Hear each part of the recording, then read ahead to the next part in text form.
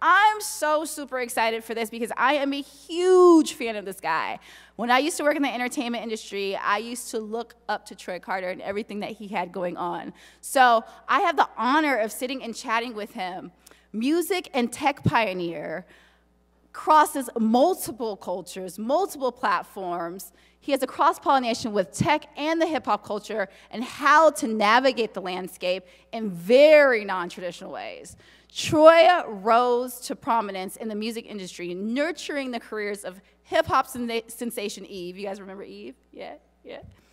And before that, or after that, he worked very closely with Lady Gaga, who he helped turn into a global pop phenomenon through the innovation of social media. Troy Carter is the founder and CEO of Atom Factory and the co-founder and managing partner of Cross Culture Ventures. He serves at Spotify as its global head of creative services, overseeing the company's relationships with artists, producers, songwriters, and record companies. In 2017, Troy was also named Entertainment Advisor to the estate of Prince. Ladies and gentlemen, please help me in welcoming Troy Carter.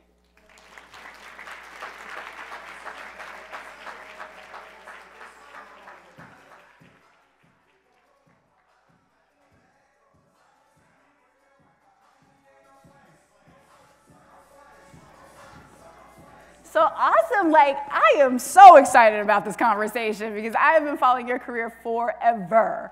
So what I wanna dive into before we actually get into all the nitty gritty is just your tech transition, because I remember I used to work in the music industry as a commercial music video director. Okay. And I remember being at Interscope Records and having a conversation with Vince Herbert. Yes. And they were like, oh, Troy's doing tech now. And that was like before anybody was talking about tech. So how did you have that foresight to be like, okay, this industry is great, but let me jump over into that other industry? Excuse me. I think it probably was a little bit more luck and instinct than foresight, by the way. I think it's that whole idea of right place, right time, meets past experiences that kind of led me into the world of tech. You know, Vince and I, Vince, who you mentioned, is a really good friend and who I've known for years. And Vince introduced me to Gaga. And at that time, when we started her career, we couldn't get our music played on the radio. So we were using technology platforms to leverage it. So YouTube was pretty much our primary source. We would put these videos up on YouTube to try to get them out there because we couldn't get her played on the radio. And then she was so good on Twitter, and Twitter was just starting to rise. That sort of became our primary platforms for distribution and to reach audiences. And from there, technology companies just started approaching me about becoming an advisor, and then that kind of led to investing. And I just like spending time with entrepreneurs, so it worked out. Love it. And so what were some of your first investments? The first investment was a dud, but it was like the dumbest thing I could have invested. I won't even name the company since I said it was the dumbest thing I could have invested in. But it was one of those things where I didn't have enough experience, and I didn't do the diligence on the company. I kind of relied on other people who were investing. I'm like, those guys are smart. They've made investments before. I'm just going to follow them. And then after that, I said, never again will I follow somebody without doing my own investigation and following my own instinct. But I think I've done probably a little over 100 investments. That's been about 7 years now. But I was an early investor in Uber, early investor in Zimride, which ended up becoming Lyft, Warby Parker, the Skim, Spotify, Dropbox, a lot of really great companies. So a lot of companies, like 7 years ago, that were like, okay, kind of the way we look at it is, like sort of trimesters, right? You know, so it's kind of like that. Companies that were in their first trimesters have now become like the Ubers and Lyfts and those companies. And then a few years ago, we've invested in some companies that now we kind of feel like are moving into that like second and third trimester now. Interesting. Yeah. Awesome. And so And some of them were like miscarriages, but like that first one. things happen. Things happen. So coming from the hip hop space and very much understanding culture, how do you think that influences your investments? You know, I think, so, you know, I was talking to the CNBC team earlier, and we were talking about just, like, I didn't come from an investment background, so, like, not really understanding anything about venture capital. I think it gave me an advantage of being able to invest through the lens of a consumer, through instinct. And I think coming from like hip hop and specifically West Philly, you kind of develop survival skills, you develop good reads on people. Coming up in art, I lived through the dark years of hip hop. So it's like you got to know who the bad guys in the room are. You got to know, you know, who has the gun on them and who's actually going to use it. So, and how to navigate those sort of waters and rooms. So you develop a good instinct to kind of read rooms and read people. And I think that's kind of helped sitting down with entrepreneurs and other investors and kind of knowing, you know what, is that person, I don't believe that they have the ability to kind of get this over the finish line. Or, you know, and also just to be an entrepreneur, being an entrepreneur is tough. Yeah. It's tough. And it's, and as sexy as, you know, media makes it seem and everything else or whatever, you know, fellow entrepreneurs in the room know that, you know, you live through this sort of roller coaster.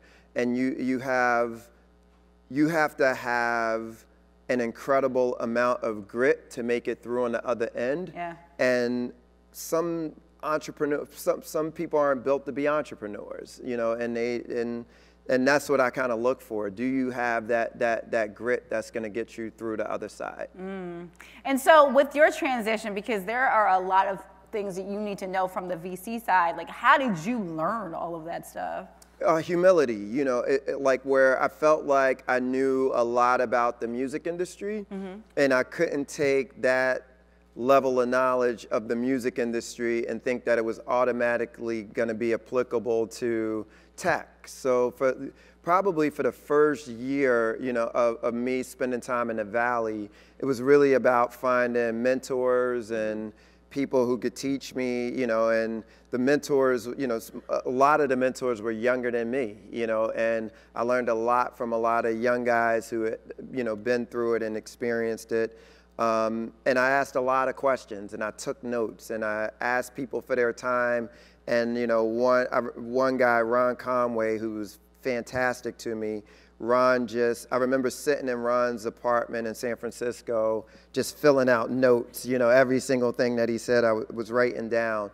I got close to the Google Venture guys, Bill Maris and David Crane, and spent like multiple days in Google Venture's office. You know, they were letting me read through like investor decks, and you know, so all of that kind of helped me just develop, you know, the basic tools and around language that I needed to know, and around deal structure and things like that. And I think applying that instinct that I had from the music industry and the streets with the basic, you know, knowledge and tool sets that those guys taught me, I think helped me figure it out. That's awesome. Yeah, and so now you're seeing all of these artists, musicians kind of transitioning into tech. Obviously, you kind of led the way into that. What are some of the companies that you're seeing coming out of that? And like, how do you feel like the success rate of those artists making that transition is going to be? You know, you have a little, the thing is, you know, going back to what I just said, you can't take what you know and think that, you know, because I know this, you know, because I'm a great marketer, that is going to make me a great tech investor. It doesn't work that way, right? And I think, you know, it's artists like watching Nas, for instance. Nas him and his manager, Anthony Soleil, have built an incredible portfolio of technology companies. And I think Anthony and Nas were the first people to talk to me about Bitcoin 5 years ago. Like, you know, so, you know, they had been on it early, but I think a lot of it had to do was who they surrounded themselves with, them really taking it seriously and investing the time. And you look at Ashton Kutcher, and Ashton's built a great portfolio. I've been spending a lot of time with some of the guys from the NBA and just seeing what like Iguodala and those guys, and what he and his partner Rudy are doing. With Steph Curry's doing some really interesting things. Roger Mason. So like I'm seeing a generation of young guys who are really investing the time. And these guys aren't saying I'm taking my money and I'm going to invest in a record label, a recording studio, or a barbershop, or my friend's restaurant. You know, these guys are investing in companies that are turning into, you know, multi-billion-dollar companies. Yeah, yeah. That's really awesome to see too. And so from my perspective, I'm very curious in terms of where you are with your investments. What do you see in the future? What is hot? What's trending? What do you feel like people should look toward? You know, the future, you know, I think is very bright and very scary at the same exact time. You know, because I think technology's moving faster than humankind can keep up with.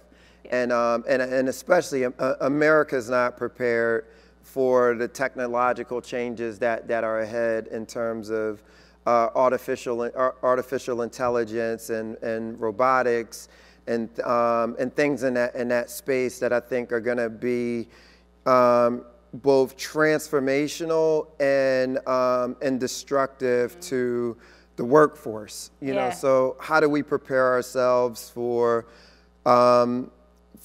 what are the next generation of jobs going to be? And I think just looking at what I'm seeing coming down the pipeline, you know, when you look at things like manufacturing, customer service, you know, even things down to driving. Like, you know, I didn't realize driving was one of the number one jobs for, I think it might be the number one job for Caucasian males in America. Interesting. Yeah, and those aren't going to exist. You know, it's not going to be jobs there. Yeah. You know, so, and when you look at even things down to what Amazon's doing, and this is going to be over the next 36 months, where, you know, you're going to walk into stores, grocery stores, and just walk out. It's not going to be any cashiers. Yeah. I met an entrepreneur recently who was showing me these sort of, it was these security guard robots, right? That just kind of roam through parking lots and around retail facilities and apartment facilities. And I said, how much are you selling them for? He said, I'm not selling them, you know, I'm charging, I think it was $10 an hour or whatever. And these things had 360 eyes around its head that, you know, it had facial recognition. It could read license plates. So, and it recharges itself. So soon, it's like those little vacuum cleaners that goes back to the base when it runs out. So and what he talked about was with security guards, the amount of churn for the security guard workforce. So when you think about insurance, workman's comp, all of those things or whatever, and when you and also these things are going to be able to alert police officers. Oh, that person stole from the store last time. I'm going to alert, you know, the authorities that they were in there. These are the types of things that are coming down the pipeline quickly. And so I do think us as Americans and as entrepreneurs and things like that, I think we have to walk that balance of what is going to be what's the right thing to do for growth in terms of, you know, financial opportunity, but also what's our social responsibility and what's our social contract with each other, where, and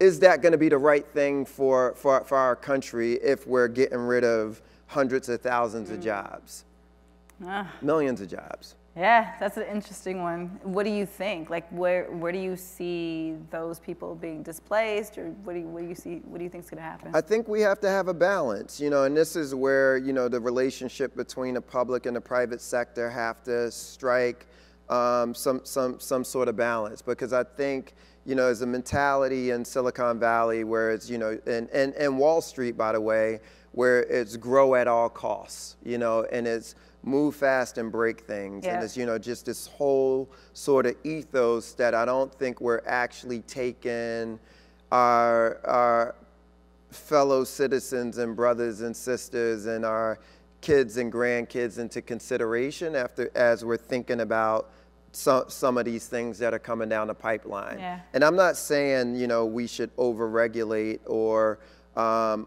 you know, not be competitive with other countries when it comes to certain things, but I do think there are serious long-term repercussions that we are going to have to take into consideration as these things move quickly. That is definitely something to think about. But before our whole country looks like Detroit. Right, right. Wow. Okay. On a lighter note. Good morning, everyone. How's Spotify? Tell us how you transition there and what's going on with what's happening. You know what? It's been fun. You know, I've been at Spotify for I've been an investor for five or 6 years, and I've been inside of the company for probably 16 months or so. And it's been fun. You know, it's like a kid in a candy store, because I love music and I love technology, and I'm around some of like the smartest people in the world that are working on things that I deeply care about. So it's been fun, and especially to see the music industry that's been like the same for 100 years finally feel like is moving forward. Like the rest of the world's moving forward. How do you think Spotify is going to kind of rectify what happened with the record industry when sales started to drop and then artists weren't getting paid? How do you think Spotify is helping to solve for that? You know, I think, you know, when you look at the amount that Spotify's paid out over the last, you know, 8 years, and then this year alone is, you know, probably, I think, $5 billion or so, like giving back to the industry. And then I think being, you know, on top of the financial contribution to the industry, being able to, you know, where Spotify has, I think we have 4,500 owned and operated playlists, right? Yeah. For all different types of music. And when you look at how hard it is for artists to get on radio and, like, you know, to get your video played in certain places, you know, is only, if you listen to the radio station, it's probably 18 artists, right? You know, that they play over and over and over and over again. And those are big superstars. So it's hard for new artists to kind of get a share of those spots. So to be able to help artists find audiences and things like that, I think, and especially on a global level, I think has been helpful to the industry. Awesome. Yeah. So we want to open up the floor to some questions. Does anybody have, okay, perfect. Do we have mics? If not, we can go ahead and let's see. Okay, I'm going to go right here. Yep. Hi, good morning, Mr. Carter. My name is Sequoia. I'm an associate with the African Technology Foundation. I just want to thank you for a lot of the things that you've said just about tech, entertainment. One of the things that stood out for me was one of the things you said about tech and discovery, and how Spotify, for example, has led to the discovery of a lot of artists who otherwise wouldn't have been able to, you know, grab an audience. And some of those artists are artists like Davido, Wizkid, Mr. Easy, international African artists who probably no one would know their name. So what role do you think you, Atom Factory, your organizations are going to play in kind of unlocking the Pan-African narrative and kind of touching base with a lot of emerging industries on the continent? Like there's a thriving comic book industry, animation industry. Obviously, a lot of people know about music and film. So could you kind of speak to maybe the role tech is going to play in that development, and you specifically? Yeah, I think you know, Africa is very interesting. Like, you know, so for music, one of the biggest problems that as an industry that we've had is been difficult to capture the value of music globally in a lot of places. And because you think about piracy, you think about you know, the lack of internet bandwidth, is all of these things that kind of factored into the music industry not being able to make money in places like China, India, and Africa, and certain in other places. What's going to happen in Africa just overall is going to be beyond explosive. And reason being, you know, when you look at China and you look at, you know, some of the other places, China, the problem with China is the governmental regulation when it comes to doing business as a technology company, or even as an entrepreneur in those places where you got to have those partnerships with government in place. And to some extent, it creates unfair competition for, is that thing about, you know, that nationalism thing, right? Where it's great for China, maybe not so great for entrepreneurs coming outside of China or businesses coming from outside of China. For Africa, it's definitely open terrain in a sense of opportunity. On the music side of it, I think a lot of it is going to be this sort of, no pun intended, but this cross-cultural intersection where, you know, on Spotify side, like we worked on the Wizkid project and things like that, and to help introduce a big African artist to Western audiences has been huge, right? But what I think is going to end up happening is an artist like Wizkid isn't going to need to ever be in America, and he'll be able to make a living without ever having to leave the continent, you know, and because I think you could build out an industry in Africa that rivals what happens in America. And right now I'm seeing it in Germany, I'm seeing it in France, I'm seeing it in even you look at Bollywood, you look at all of these places that have kind of built these industries, you know, within their own continents.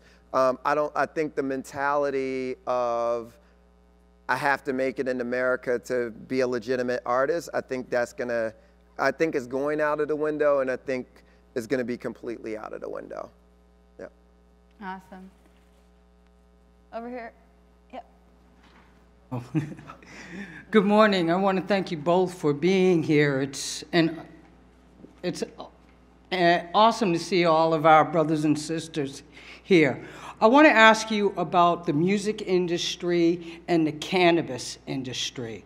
Do you see that making a tie for investors? I own technology, I own cannabis stock, you know, I own a little bit of everything. But I don't know music. Now, would that be a connection for down the road where cannabis is now becoming legal in a lot of states, even though there is some backlash? But, I mean, music and weed kind of go hand in hand. I was going to say. I mean, we got Snoop Dogg, come on now, so. Bob Marley was the first one. Bob Marley was ahead of his time. He combined music and cannabis very well. But yeah, so a couple of our friends, like Snoop and his manager, Ted Chung, they basically they created an investment fund that's solely focused on the cannabis industry.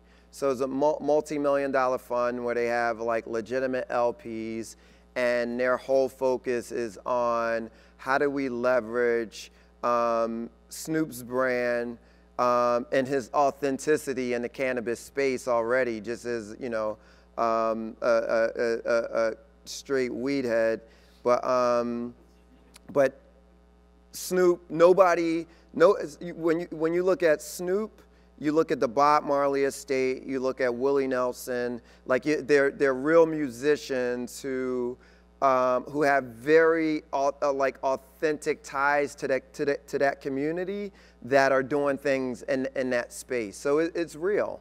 You know, on our end, with our fund, you know, I think the biggest thing for me was the change in the current administration that kind of made me take a bit of a back seat, you know, because it was a space that I kind of looked at and I paid attention to, and I did a bunch of meetings. Our investment fund, Cross Culture, you know, because we have some impact LPs in the fund, we won't invest in it personally. I can, but because of the change in the administration and with Jeff Sessions being in office, it just kind of made me say, you know what, nope, I'm not touching it right now. Yeah. Next question. Hi, I started a company a couple years ago, and we were public. I mean, we were private, and then we went public with my founders. And so it was a hard transition for us, as you can imagine. But I watch you on Shark Tank, and I have my own company now. I ventured off back, so I have now a private company. But I just want to know what your advice is for people that want to invest, especially now that we have some funds, and how do you help small investors kind of get into the space of investing in our own companies, and how do we do that? So when you say want to invest, you mean want to invest in venture capital, like in others' companies? Exactly. And how do you help us get there? Because when we got all our investors, none of them looked like me. Yeah.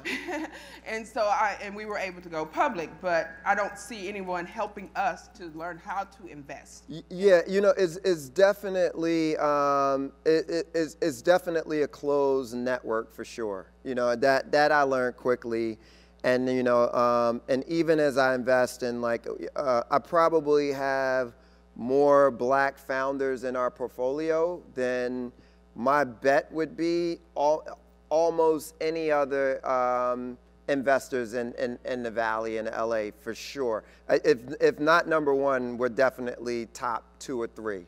So I think, one, as investors, I think we have to actively go out and look for qualified companies of color where we can deploy capital to, right? But with that being said, like in terms of us investing, what I would say is, if you can't penetrate your way into that closed network, I would invest through a fund, because a fund that's within that network essentially, and because the deal flow is very important, and just having access to sort of proprietary deal flow, very high quality deal flow. And the other thing too for me is, I never want to be the smartest guy around the table when it comes to investing. So I want to make sure that there's other qualified investors in that deal that can help those founders in ways that are complementary to ways that I can help that founder as well. So AngelList is another really good way. Like, AngelList has a lot of great deals on there. There's a lot of syndicates within AngelList that you can invest in just by going on AngelList. So you know, some of the best investors in the world have sidecar funds on AngelList that you can invest in. But I think that's probably one of the easiest ways where you could kind of jump right in. Beautiful. Yep. All right, last question. Hey. Oh, that's why you got the box. So if I'm going to just take this last one, I'm Gerald Jean-Baptiste, working for Google as an intern program specialist and You representing. got to speak it to the box. Like, we can't hear you. I'm Gerald Jean-Baptiste. I'm Wrong looking guy. at you because you got the box. Oh, okay. Yeah, Gerald Jean-Baptiste representing Google for employee resource groups and just in general intern program specialists. I wanted to know more about looking at new content creators such as Chance the Rapper and Issa Rae who are remaining independent. What's, looking at the tech landscape, what's the incentive to be signed at all, right? Or to be signed to a larger kind of distributor or large kind of content company? Should most new content creators go independent and then just find a distributor when they become, kind of more large as an institution? Yeah, I think it depends on the content creator. The Chance the Rapper thing is like, I think Chance is very bold and he's a maverick, and it doesn't hurt that I think he had the financial resources around him that allowed him the ability to stay independent too, right? And and when we say independent, part of it too is it's not just creators doing it themselves. It's the team that they have around them. Does that team consist of a manager? Is it an agent? Is it a publicist? But somebody else where the creator doesn't have to do everything, and they have the ability to focus on creating. I don't think we're there as an industry yet where it can be entirely DIY. Record labels still serve a purpose. International distribution is still difficult in some places. You look at Japan, it's still a heavy physical market for CDs. You look at Germany is still a physical market. So still places around the world that matter where you do need product in a physical product in a marketplace. Is also to create content consistently, it still needs to be funded. So you still have to have some sort of funding in place, and so whether that comes from a record company, Kickstarter, whatever else, you still got to figure out how to fund it. And so it's a bunch of pieces around it that I still think my guess would be we're 2 to 4 years away from kind of crossing the chasm of where you may not ever look back again, on the old music industry.